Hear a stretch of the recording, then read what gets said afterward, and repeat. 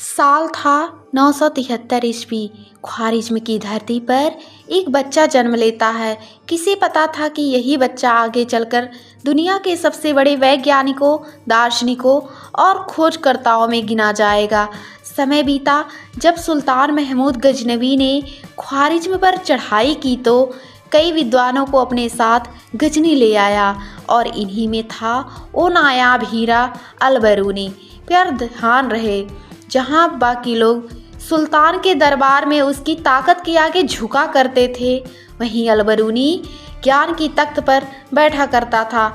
महमूद की तलवारें देश जीतती थी, लेकिन अल-बरूनी की कलम दिल और जहन जीतती थी। जब महमूद ने भारत की ओर कूच किया तो दरबारी विद्वान होने के कारण यह भी साथ चला, मगर मकसद अलग था। महमूद गजनवी सोना लूटने आया था, अल-बरूनी आया था ज्ञान खोजने।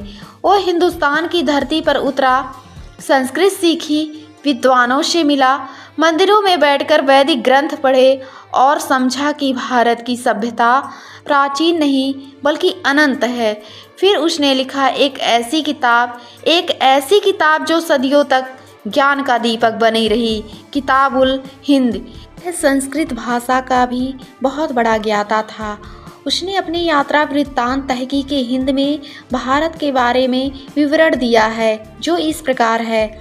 भारतीय समाज बहुत संकीर्ण था तथा जातिवाद का बोलबाला था। उसने स्वयं लिखा है कि मैंने कई बार सुना है कि जब युद्ध में कैद हुए हिंदू छूटने के बाद अपने देश और धर्म में वापस आते हैं, तब हिंदू उन्हें प्रायश्चित के रूप में व्रत करने को कहते हैं। फिर वे उन्हें गोबर, मूत्र और दूध में रखते हैं। उसके बाद उन्हें वही मलमूत्र खिलाते हैं। उसने यह भी लिखा है कि हिंदुओं का विश्वास है कि उनके समान कोई जाति, कोई सम्राट, कोई धर्म, कोई विद्या नहीं। उनके पूर्वज ऐसी विचारधारा के ही थे। उनके अनुसार यहाँ बाल विवाह, सती प्रथा भी विद्यमान थी। राजस्व की दर 1/6 भाग थी। उसके अनुसार वैश्य और शूद्र वेद अध्ययन नहीं कर सकते थे तथा वे उन्हें सुन भी नहीं सकते थे। के अनुसार यहाँ तलाक की प्रथा नहीं थी।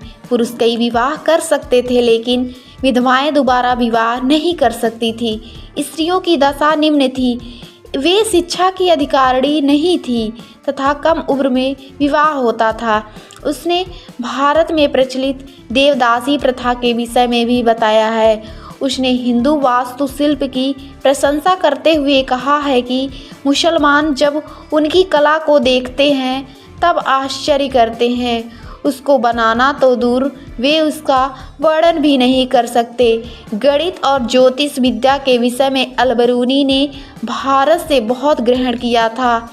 इस ऋण को स्वीकारते हुए उसने कहा है कि मैंने अनेक जातियों के लोगों के संख्या क्रमों के नाम सीखे हैं, परंतु मैंने किसी जाति में भी 1000 के आगे के लिए कोई नाम नहीं पाया। केवल हिंदू ही अपनी गणना विधि में 1000 के आगे जाते हैं। उसके संख्या क्रमों के नाम 18 अंकों की संख्या तक पहुँचते हैं, जिसे वे परार्ध कहते हैं। महमूद की फतहें इतिहास के पन्नों में धुंधली पड़ गईं, लेकिन अल-बरूनी की कलम आज भी चमकती है, क्योंकि साम्राज्य मिटते हैं पर ज्ञान अमर होता है।